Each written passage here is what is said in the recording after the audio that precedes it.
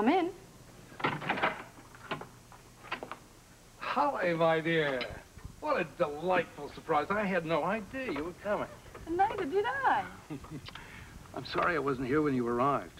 As it turned out, I had a rather late night last night. Doesn't matter, Father. I was so exhausted, I went straight to bed. Well, you certainly look rested now. In fact, almost exhilarated. Does that mean that everything's going well? Everything's going beautifully. Well, a minor inconvenience here and there. Like my sleeping accommodations in Port Charles night before last. But other than that, I'd say everything's perfect. I'm so delighted to have you here. Your timing is excellent.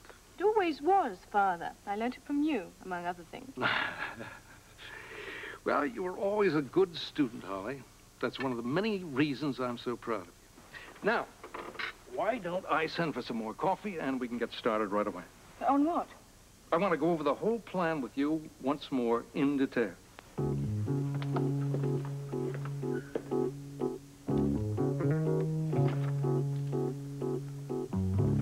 Hey, Buster!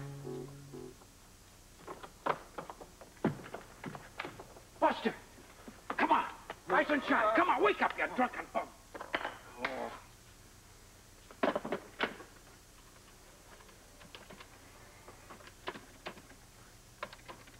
Buster, come on, fella.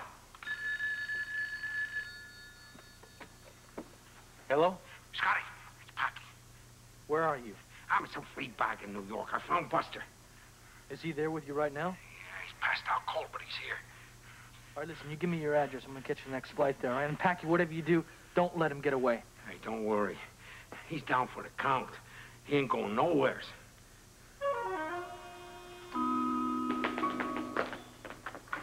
Don't just stand there. Keep working, pal.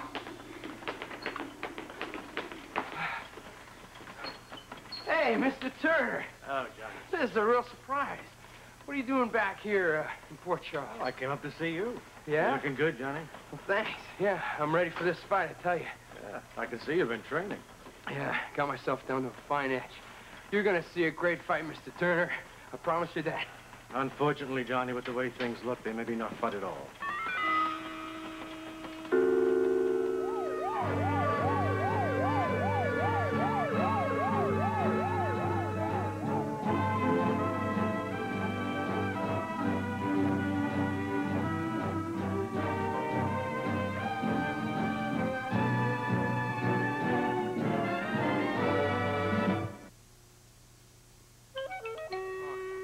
You gotta be kidding, Mr. Turner.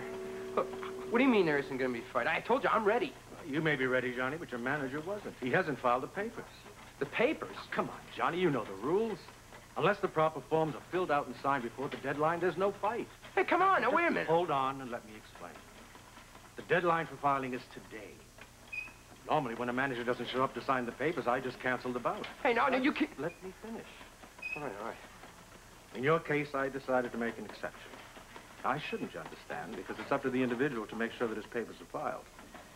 But I know you've had a rough go of it, and this is your big comeback match. That's why I flew up here in person to pick up the forms, especially since today is the deadline. Appreciate that, Mr. Turner. It's okay, Johnny. But if I were you, I would chew out my manager. He'd darn near cost you your big chance. Now, why don't you call him and we'll settle this matter right now? I can't. Packey's disappeared. What? He left on his own this time. Nobody knows where he is, Mr. Turner. Looks like I don't have a manager. You mean to say that you're trying to turn pro without proper representation? No. Now, you can't do that, Johnny. No way. What am I gonna do? All right, I'll give you till 6 o'clock to get yourself a manager, but if you don't, there's no way you can step into that ring, Johnny. Let me know.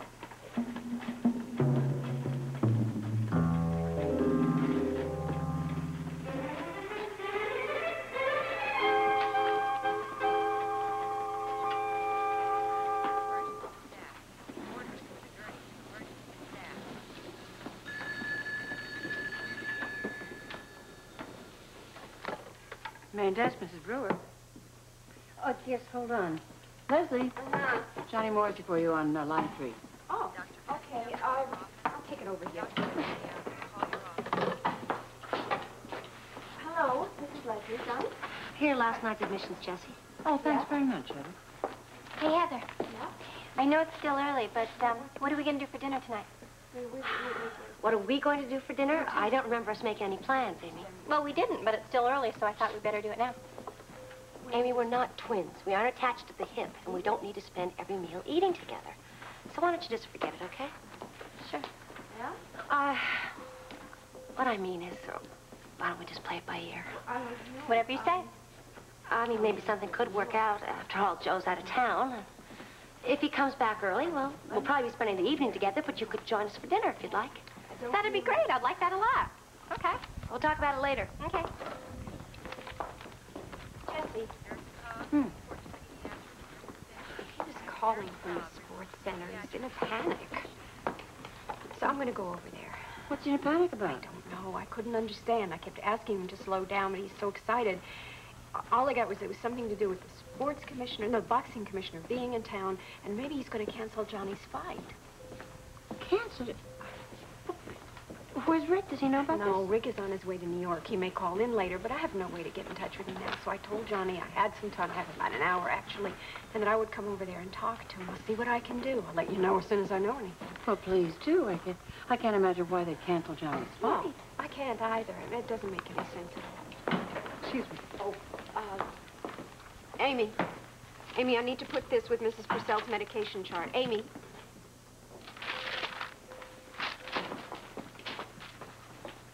Amy, turn around.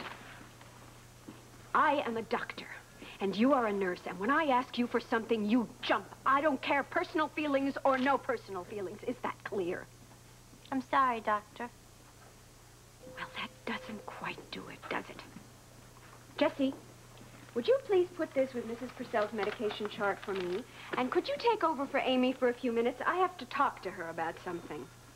Well, yes, of course. Go ahead, Amy. When you come back, report to the nurse's station on the second floor, would you please? Sure. Thank you.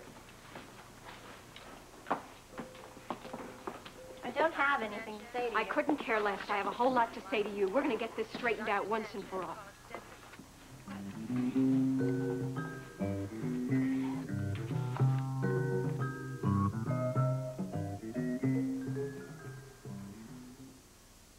Laura? Good morning. Hi. How are you? I was just cleaning up this place. Well, I'll help you. 2 hands upon the breast and labor's done. What? Dinah Maria Mulock Craik, 1826 to 1887. The quote is from her poem Now and Afterwards. Do you know it? Oh, she's one of my favorite. Next to William Shakespeare. Oh, yes.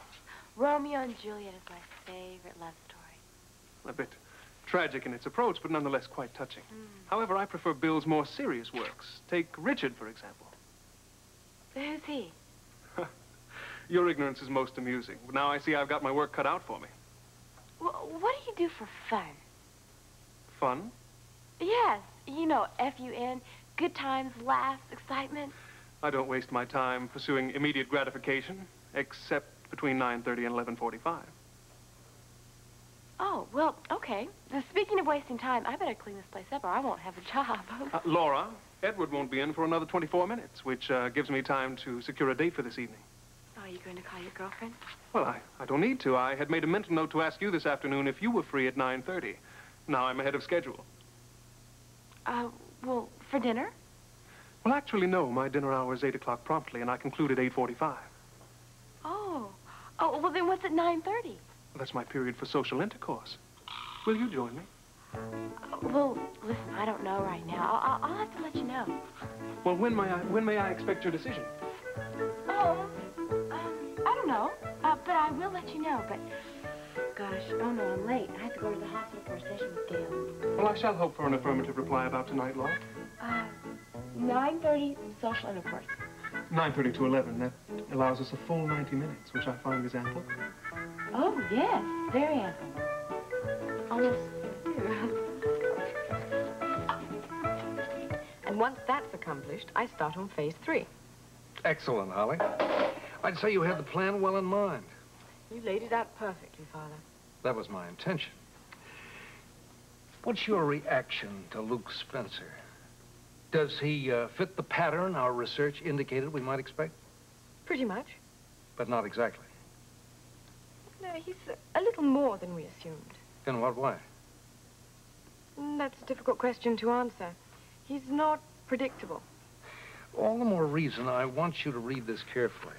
In fact, I suggest you commit it to memory. What is it?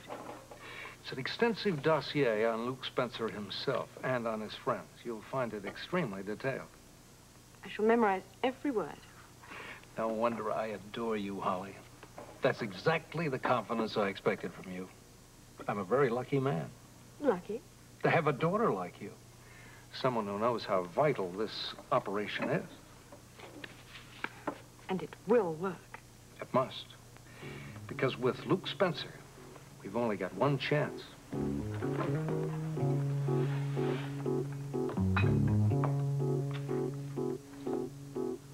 Dr. Robert Troutman to OR staff. Now, I am going to talk, Dr. Robert and you're going Troutman to listen. OR staff. You are always telling us that you're not a child. You're a grown-up, mature, adult person. Well, one of the most important aspects of maturity is the ability to put things in their proper perspective. Look, what? I said I was doing the talking. You are doing the listening. Another important aspect of maturity is the ability to ensure that nothing that goes on in your personal life ever affects what goes on in your professional life. Am I clear so far? Yes, and I agree with all of that. Now, could I please say something? Okay, fine. Go ahead. I never wanted any of this to happen. I didn't want things to end up this way. I don't want it.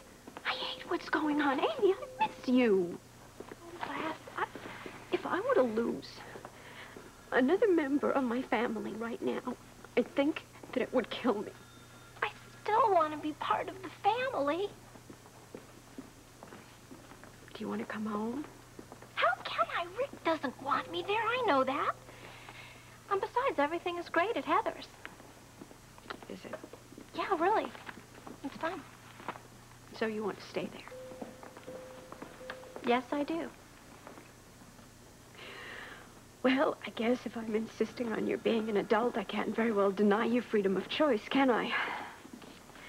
But, Amy, there's still a world of difference between moving out of the house and denying us as a family. I know that. I hope you really do. Because if you really mean what you say, then you're going to have to find a way to work things out with Rick.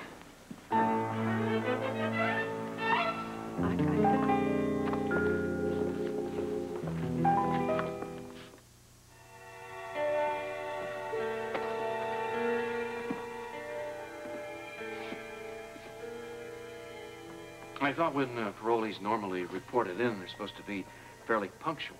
Well, they're told to be, Doctor, but we're not dealing with the more responsible members of society. Could you call him for us?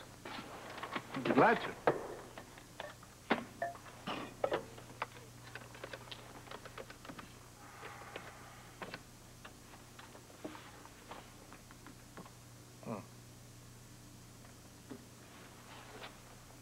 There's no answer.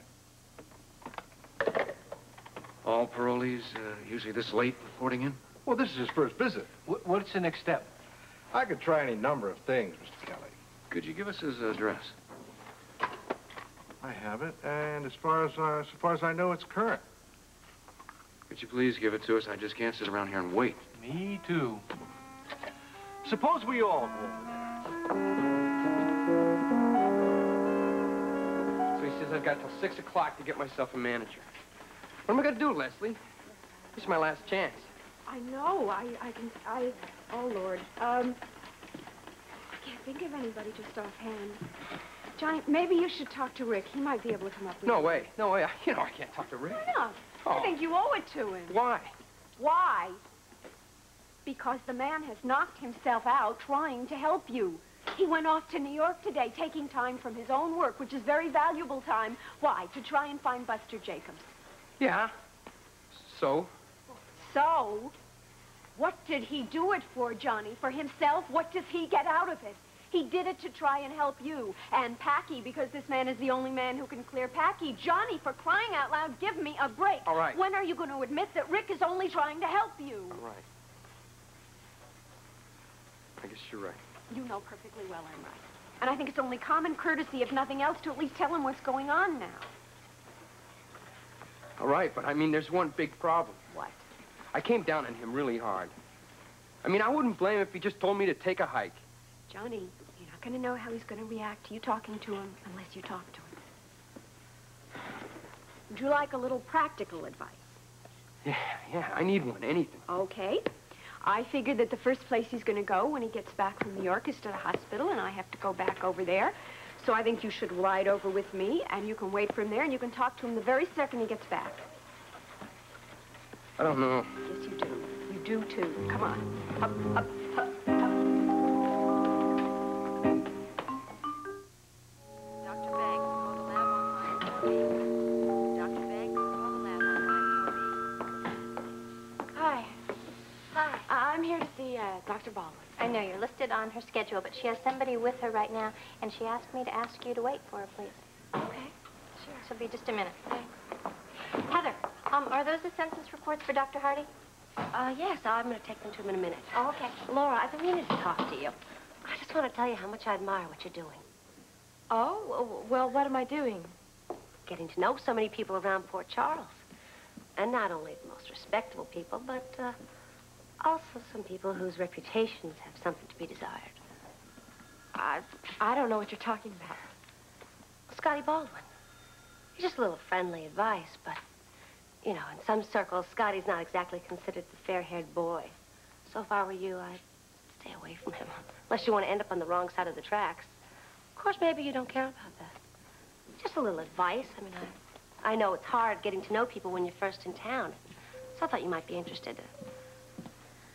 And if there's anything I can show you, or any sites you want to see, or people you want me to introduce you to, I'd be happy to, so don't be afraid to ask. I'm going to take this report to Steve Hardy right now. I'm going to be busy for a few more minutes, sir, okay? Okay. All right. Oh. Monica, could I talk to you for a couple of minutes? Oh, well, sure. A couple. Okay. Why don't we convert over there? Thank you. You got it. What's going on? Dr. Robert Trout. Monica, I did something very wrong today, and I want you to know that I'm very ashamed of it. Wait a second. Before you go any further, are you really sure you want to have me hear about this? Well, you're the only one that can help me with it. Okay, I'll do my best. What's the problem? Well, you know that I take things. It's an old problem of mine, but lately I thought that I had it under control. Had a little slip, did we? Earlier at the ELQ, I saw the bracelet on the floor, and before I knew it, it was in my pocket. A bracelet? I feel so terrible about it. And I don't want to get fired, of course, but mostly what bothers me is that how could I steal something from you?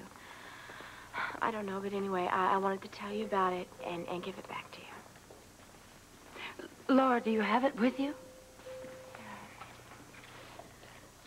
I don't know how to tell you how sorry I am. Listen, no. No, don't be sorry. Because it must have taken a lot of courage for you to just say what you did. I can understand that. You said you got this at the ELQ offices. This morning. Strange, it isn't mine. It's not? Well, I just assumed it was. Could it be Mrs. Quartermain's? Well, I doubt it. I mean, this is lovely, but I just don't think it's really something Lila would wear. Matter of fact, there's an inscription. Oh, I didn't even notice. I mean, once I took it, I didn't even want to look at it again. To Susan, love forever,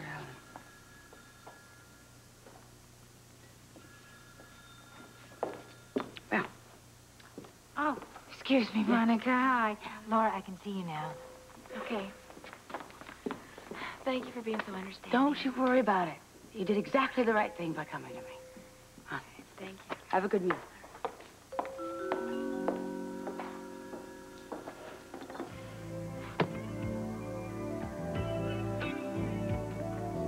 Thinking back in time when love was only in my mind, I realized. You read the entire file already? Read it and memorized it. Oh, you've always been a quick study, Holly, but it's very important to be thorough. Remember, This is only your second time out on one of our operations. I know, Papa, but so far everything's gone down the way we planned. I'd like to hear a few more details about your encounter with Spencer up on the mountain. Actually, it was easier than I thought. I pretended I'd hurt my knee, and Luke arrived right on schedule. You've always had a splendid sense of timing. He fixed my knee, and then he went off to get some water. That's when I disappeared. You aroused his interest in so short a time? Father, you underestimate me. Sorry. Continue. Luke's actually quite a fast worker. Even by the time he went to get the water, he was certain I was going to spend the night with him. He said as much? No, but a girl can sense those things. Then you're quite sure you intrigued him? Positive. And you, in turn, were intrigued by him? Moderately. But since I've met Robert Scorpio, I find him much more interesting. You know, of course, Scorpio was once a highly regarded agent with the World Security Bureau. I know that. Why? Only as a precaution, dear. He's clever. So never take him for granted. No, I know better than to do that. I can handle both Luke and Robert. I'm sure you can. Your confidence has always been a joy to me. That's one of the most important elements in a successful plan. But, dear Holly... Yes? Overconfidence can be fatal. I want you to think clearly and carefully every step of the way. Trust me. I do, implicitly. I'm merely reminding you that pride goeth before a fall. Never be too confident, dear. That's the first step in getting caught.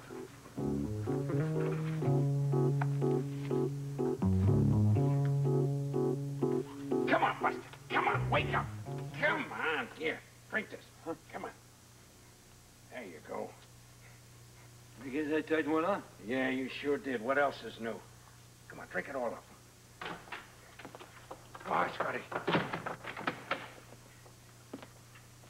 All right, good. He's still here. Are you kidding? It's going to be an hour before he can even walk. Who are you? It's okay, Buster. He's a friend of mine. There's nothing to worry about. Yeah, well, I don't know about that. Now, look, I'll give it to you straight. I know that the two of you fixed Johnny Morsy's fight. Come on.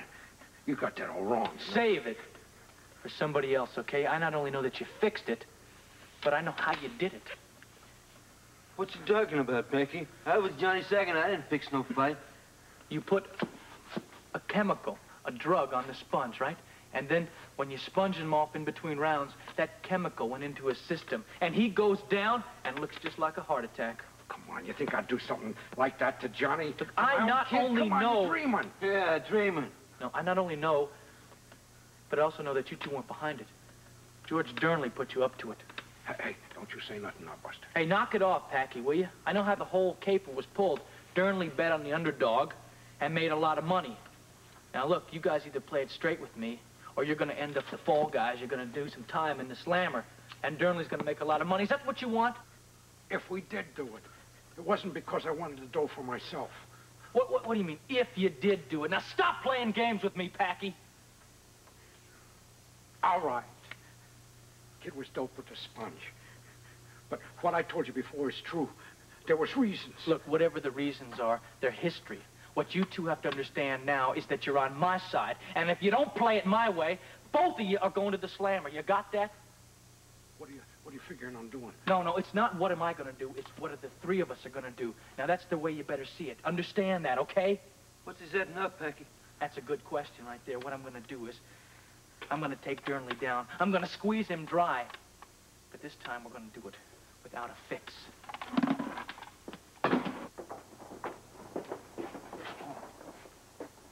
I heard voices. Good. Maybe I'm getting lucky for a change. Sometimes I chase these parolees for weeks. You two all set? Go ahead. This is Strauss, Buster, your parole officer. Open up. Buster Jacobs, this is David Strauss, your parole officer, and I am ordering you to let me in. You thinking what I'm thinking? You got it. It's busted, yeah.